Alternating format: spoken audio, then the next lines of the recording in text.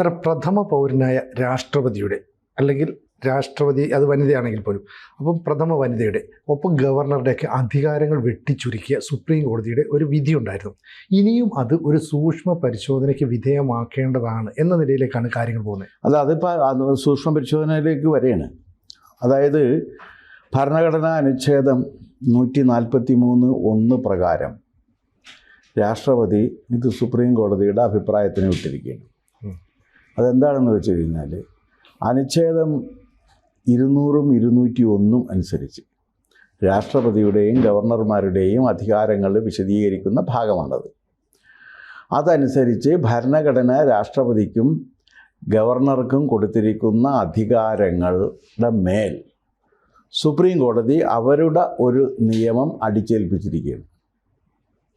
അത് പ്രകാരമാണ് അവർ പറഞ്ഞത് ഇത്ര 3 മാസത്തിനുള്ളിൽ തീരുമാനമെടുക്കണം.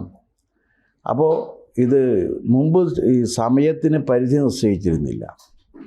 സമയപരിധി നിശ്ചയിക്കാതിരിക്കുന്ന സന്ദർഭത്തിലാണ് ഇത് 3 മാസത്തിനുള്ളിൽ സമയപരിധി നിശ്ചയിച്ച്. ഒന്നാമത്തെ കാര്യം.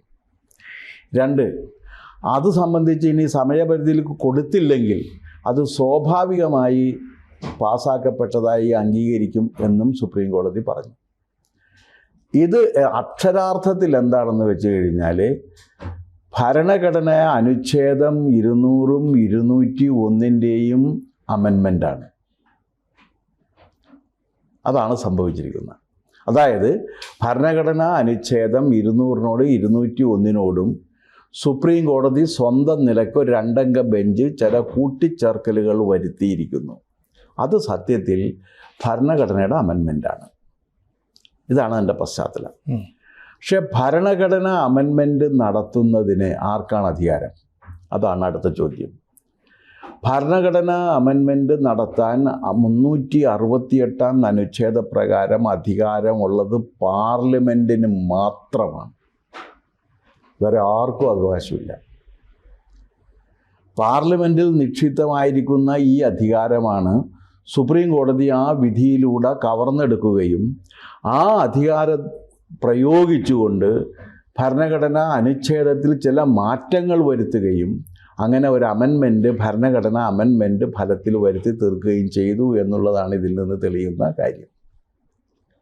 ഇതാണ് ഇതിൻ്റെ പശ്ചാത്തലം. അപ്പോൾ ഇത് ഗുരുതരമായ ഭരണഘടനാ പ്രതിസന്ധിയാണ് ഉണ്ടാക്കിയിരിക്കുന്നത്. കാരണം ഭരണഘടനാ അമെൻമെൻറ്റ് നടത്തുന്നതിനുള്ള അധികാരം പാർലമെൻറ്റിന് മാത്രം നിക്ഷിപ്തമാണ് നമ്മുടെ ഭരണഘടന അനുസരിച്ച്. അത് 3/2 ഭൂരിപക്ഷം. അതിൽ 2/3 ഭൂരിപക്ഷം വേണം. അങ്ങനെ ഒരുപാട് വ്യവസ്ഥകളുണ്ട് അതിനകത്ത്. മാത്രവുമല്ല, അത് സംസ്ഥാനങ്ങളെ ബാധിക്കുന്നതാണെന്നുണ്ടെങ്കിൽ 16 50+1 സംസ്ഥാനങ്ങൾ അംഗീകരിച്ചിരിക്കണം. ഇങ്ങനെ ഒരുപാട് സംഗതികളുണ്ടെങ്കിലേ ഭരണഘടനാ അമെൻമെൻറ്റ് വരൂ.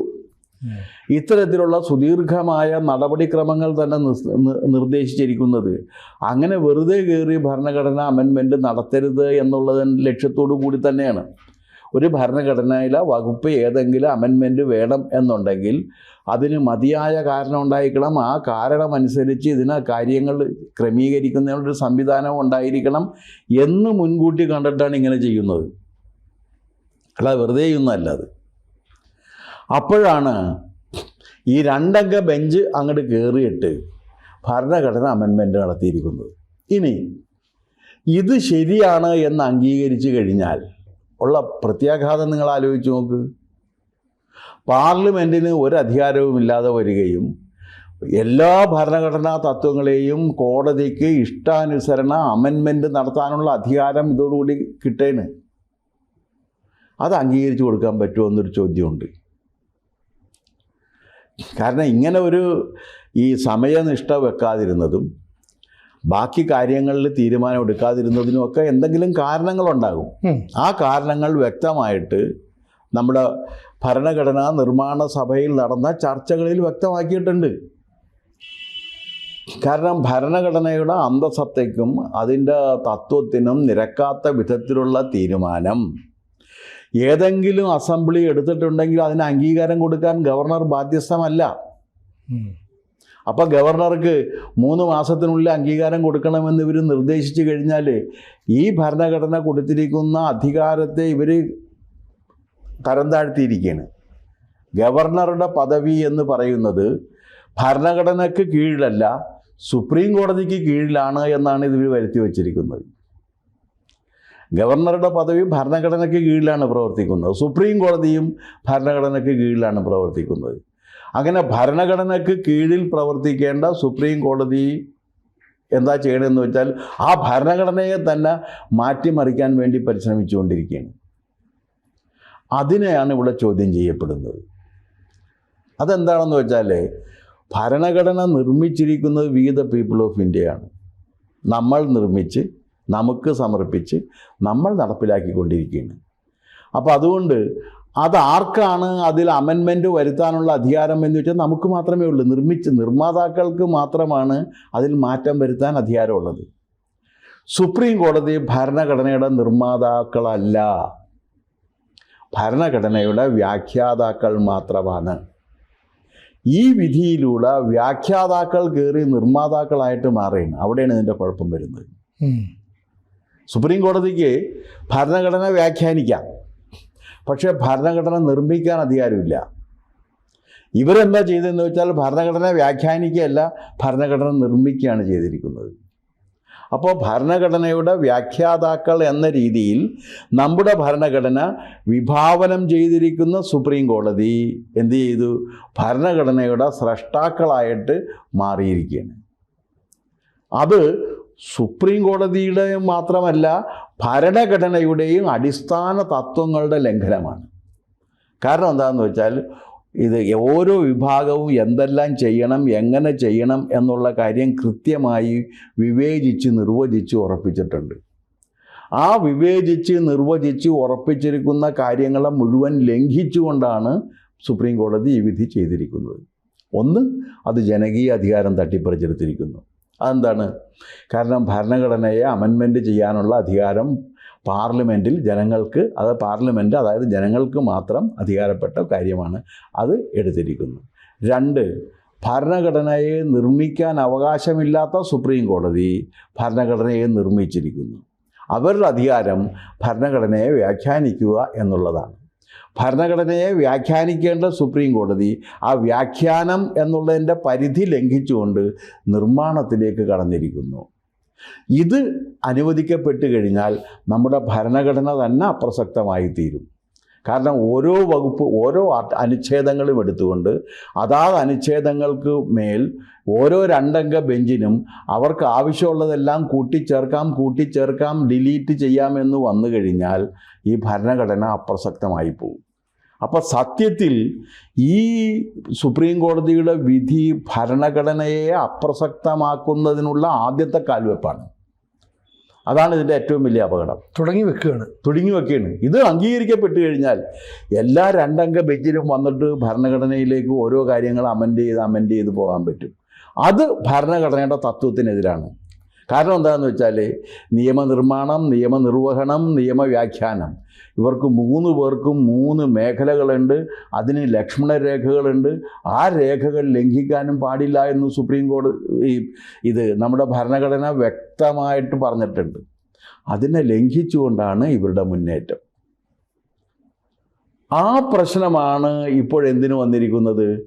സുപ്രീം കോടതി റിവ്യൂ ചെയ്യണമെന്ന് രാഷ്ട്രപതി ആവശ്യപ്പെട്ടിരിക്കുന്ന അതാണ്. അപ്പം ജനങ്ങൾ തിരഞ്ഞെടുക്കപ്പെടുന്ന ജനപ്രതിനിധികളെല്ലാം കൂടി ആലോചിച്ചൊരു നിയമം നിർമ്മിച്ച് അത് ആ രീതിയിൽ വ്യാഖ്യാനിച്ച് അമെൻഡ് ചെയ്തൊക്കെ പോകുമ്പോൾ അത് പറ്റില്ല. സുപ്രീം കോടതിയാണ് അതിന് മുകളിലെന്ന് വരുത്തി. അല്ല, സുപ്രീം കോടതിക്ക് ഉണ്ട്. സുപ്രീം കോടതിക്ക് നിയമം വ്യാഖ്യാനിക്കാം, ഭരണഘടന വ്യാഖ്യാനിക്കാം. പക്ഷേ ഭരണഘടന നിർമ്മിക്കാൻ അധികാരമില്ല. വ്യാഖ്യാനിക്കാനേ പറ്റുള്ളൂ. നിയമനിർമ്മാണ സഭയ്ക്കാണ് അത് നിർമ്മിക്കാനുള്ള അവകാശം. അല്ല, ഭരണഘടന അമെൻമെന്റ് നടത്തി പുതിയ ഭരണഘടന വേണമെങ്കിൽ അത് ഉണ്ടാക്കാനുള്ള അധികാരം ആർക്കാണ്? നിയമനിർമ്മാണ സഭയ്ക്ക് മാത്രമാണ്. ഇപ്പം പാർലമെന്റിനും ഇന്ത്യയിലെ ജനങ്ങൾക്കും നാളെ തോന്നുന്നു എന്ന് വെക്കുക, അസംബ്ലികൾക്കും നമുക്കിതിനേക്കാൾ നല്ലൊരു ഭരണഘടന വേണം എന്നുണ്ടെങ്കിൽ നടപടിക്രമങ്ങൾ പൂർത്തിയാക്കി പുതിയൊരു ഭരണഘടന എഴുതി ഉണ്ടാക്കി നടപ്പിൽ വരുത്താനുള്ള അധികാരം വി ദ പീപ്പിളിനുണ്ട്. ഞങ്ങൾ ഇന്ത്യക്കാരായ ഞങ്ങൾക്ക്, ഭാരതീയരായ നമ്മൾ എഴുതി നമുക്ക് സമർപ്പിച്ച് നമ്മൾ നടപ്പിലാക്കിക്കൊണ്ടിരിക്കുകയാണ്. നമുക്കതിന് അധികാരമുണ്ട്. അതിന് പകരം ഭരണഘടന നിർമ്മിക്കാനുള്ള അധികാരം ജനങ്ങളിൽ നിന്നും സുപ്രീം കോടതി തട്ടിയെടുക്കുക എന്നൊരു ഡയമെൻഷൻ കൂടി ഈ വിധിക്കുണ്ട്. അത് ചെയ്യാൻ പാടില്ല. അത് ചെയ്യുക എന്ന് പറഞ്ഞ യഥാർത്ഥത്തിൽ അത് ജനാധിപത്യത്തിനെതിരാണ്. കാരണം ജനാധിപത്യം എന്ന് പറഞ്ഞാൽ പരമാധികാരം ജനങ്ങൾക്കാണ്.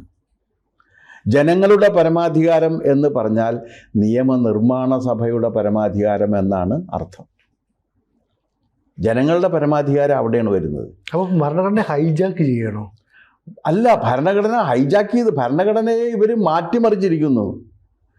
2 ജഡ്ജിമാർക്ക് ഇരുന്നു കൊണ്ട് ഭരണഘടനയിൽ കൂട്ടിച്ചേർക്കലുകൾ വരുത്താം എന്ന് പറഞ്ഞു കഴിഞ്ഞാൽ നിങ്ങളൊന്ന് ആലോചിച്ച് നോക്ക്. ഇതിപ്പോൾ ഈ ആർട്ടിക്കിളിൽ മാത്രമല്ലല്ലോ, എല്ലാ അനുച്ഛേദങ്ങളിലും 2 ജഡ്ജിമാരുള്ള ഒരു സുപ്രീം കോടതി ബെഞ്ചിൻ്റെ കയ്യിൽ കൊണ്ടേ കൊടുത്തു കഴിഞ്ഞാൽ അവർക്ക് ഇഷ്ടമുള്ളത് കൂട്ടിച്ചേർക്കാമെന്ന് വന്നാൽ എന്ത് ചെയ്യും? അത് പറ്റില്ലല്ലോ. അത് പറ്റില്ല. ഇപ്പം അതാണ് നടന്നിരിക്കുന്നത്. എന്നിട്ട് ഞാൻ ചോദിക്കട്ടെ, ഇങ്ങനെ ഒരു സമയബന്ധിതമായി വേണം എന്നുണ്ടെങ്കിൽ ഇവർക്ക് അതിനുള്ളൊരു മാർഗമുണ്ട്. ഇവിടെ ഇങ്ങനെ കൃത്യമായി സമയം പറഞ്ഞിട്ടില്ല. അതുകൊണ്ട് ആ സമയം കൃത്യമായി നിശ്ചയിച്ചുകൊണ്ടുള്ള ഒരു നിയമനിർമ്മാണം വേണ്ടതാണ് ഇത് സംബന്ധിച്ച്. ആ കാര്യം പാർലമെൻറ്റ് പരിഗണിക്കണമെന്ന് ആവശ്യപ്പെടാൻ ഇവർക്ക് അധികാരമുണ്ട്. പാർലമെൻറ്റ് അത് പരിഗണിക്കട്ടെ. പക്ഷേ വേറൊരു കാര്യമുണ്ട്. ഈ അധികാരം രാഷ്ട്രപതിക്കും ഇതിനും കൊടുത്തിരിക്കുന്നത് നമ്മുടേതൊരു യൂണിറ്ററി സ്റ്റേറ്റ് കൂടിയാണ്. അതെന്താണെന്ന് വെച്ച് കഴിഞ്ഞാൽ സംസ്ഥാനങ്ങളെ നിർണ്ണയിക്കുന്നത് കേന്ദ്രമാണ്. സംസ്ഥാനങ്ങൾ വിഭജിക്കുന്നതും സംസ്ഥാനങ്ങളുടെ അതിർത്തികളിലേക്ക് നിയമിക്കുന്നതും ഒരു സംസ്ഥാനത്തെ കൂട്ടിച്ചേർക്കണോ വേണ്ടോ എന്ന് തീരുമാനിക്കുന്നതും സംസ്ഥാനങ്ങളല്ല, കേന്ദ്രമാണ്. ആ യൂണിറ്ററി സ്ട്രക്ചർ മാറാതിരിക്കുന്നതിന് വേണ്ടി കൂടിയാണ് എന്ത് വെച്ചിരിക്കുന്നത്? രാഷ്ട്രപതിയെയും രാഷ്ട്രപതിയുടെ പ്രതിനിധികളായി ആരെ വെച്ചിരിക്കുന്നത്? ഗവർണർമാരെയും വെച്ചിരിക്കുന്നത്. ഇപ്പോൾ നാളെ ഏതെങ്കിലും ഒരു അസംബ്ലി ചേർത്തിട്ട് നമുക്ക് പറയാൻ പറ്റില്ല, ചേർന്നതിന് ശേഷം ആ സ്റ്റേറ്റ് വിൽക്കാൻ തീരുമാനിച്ചു നോക്ക്. താൻ ചിരിക്കുന്നുണ്ട്. ഒന്നും ചെയ്യാൻ പറ്റില്ലല്ലേ? അല്ല, അങ്ങനെ ചെയ്യാൻ അങ്ങനെ ഒരു സ്റ്റേറ്റ് സംസ്ഥാനത്തിൻ്റെ കുറേ ഭാഗങ്ങൾ അങ്ങോട്ട് വിറ്റ് കളയാം, വിറ്റ് അതിൻ്റെ കാശ് വാങ്ങിക്കാം എന്ന് തീരുമാനിച്ചു കഴിഞ്ഞാൽ, അങ്ങനെ ഒരു നിയമം ചെന്ന് കഴിഞ്ഞാൽ ഗവർണർക്ക് അത് ഒപ്പിടാൻ പറ്റുമോ? പറ്റില്ല. 3 മാസം കഴിഞ്ഞാൽ അങ്ങനെ ഒരു നിയമം ഉണ്ടാക്കിയാൽ നിയമമായിട്ട് വരുമെന്ന് പറഞ്ഞാൽ എങ്ങനെ ശരിയാകും? ഇപ്പോൾ തന്നെ ഭരണഘടനാ വിരുദ്ധമായ പല കാര്യങ്ങളിലും പ്രമേയം പാസ്സാക്കുന്നുണ്ട്. അസംബ്ലികൾക്ക് അധികാരപരിധി ഇല്ലാത്ത ഒരുപാട് മേഖലകളിലേക്ക് കടന്നുകൊണ്ട് നിയമസഭകൾ പ്രമേയം പാസ്സാക്കുന്നില്ലേ? ഇനി അതുമാത്രമല്ല, നിയമസഭകൾ മാത്രമല്ല, പഞ്ചായത്ത് വരെ പ്രമേയം പാസ്സാക്കുന്നു. അവർക്കൊരു അധികാരമില്ലാത്ത മേഖലയാണ്. തങ്ങൾക്ക് അധികാരമില്ലാത്ത മേഖലകളിൽ പോലും കടന്നു ചെന്നുകൊണ്ട് നിയമം പാസ്സാക്കുന്ന ഒരു സംവിധാനം നിലനിൽക്കുന്ന ഒരു രാജ്യം എങ്ങനെ വരുമത്? അപ്പോഴാണ് അതൊക്കെ മുൻകൂട്ടി കണ്ട് അതിൻ്റെ എല്ലാം വെളിച്ചത്തിലാണ് ഈ ഇത്രയും വിവേചന അധികാരം രാഷ്ട്രപതിക്കും ഗവർണർക്കും കൊടുത്തിരിക്കുന്നത്. പിന്നെ ഒരു പരമാധികാര സംവിധാനത്തിൽ ആ പരമാധികാരം വിനിയോഗിക്കുന്നത് ഒരാളുണ്ടാകും ഏത് സംവിധാനത്തിലും. അത് ഇന്ത്യൻ സംവിധാനത്തിൽ ലെജിസ്ലേച്ചറിൻ്റെയും ജുഡീഷ്യറിയുടെയും എക്സിക്യൂട്ടീവിൻ്റെയും സൈന്യത്തിൻ്റെയും ഹെഡ് രാഷ്ട്രപതിയാണ്. രാഷ്ട്രപതി സർവ്വസൈന്യാധിപനാണ്, പ്രധാനമന്ത്രി അല്ല. രാഷ്ട്രപതിയാണ് സർവ്വസൈന്യാധിപൻ. രാഷ്ട്രപതിക്കാണ് ജുഡീഷ്യറിയുടെ മേലും അധികാരമുള്ളത്. പ്രധാനമന്ത്രിക്ക് റെഫറൻസ് അയക്കാനുള്ള അധികാരമില്ല. ആ അധികാരമുള്ളത് രാഷ്ട്രപതിക്കാണ്. എന്ത് സംഭവിക്കുന്നുണ്ടോ നമുക്ക് കാത്തിരിക്കാം. അതെ. കൂടുതൽ വാർത്തകളും വിശേഷങ്ങളും നിങ്ങളിലേക്ക് എത്താൻ ABC മലയാളം സബ്സ്ക്രൈബ് ചെയ്യുക, ബെൽ ബട്ടണും അമർത്തുക.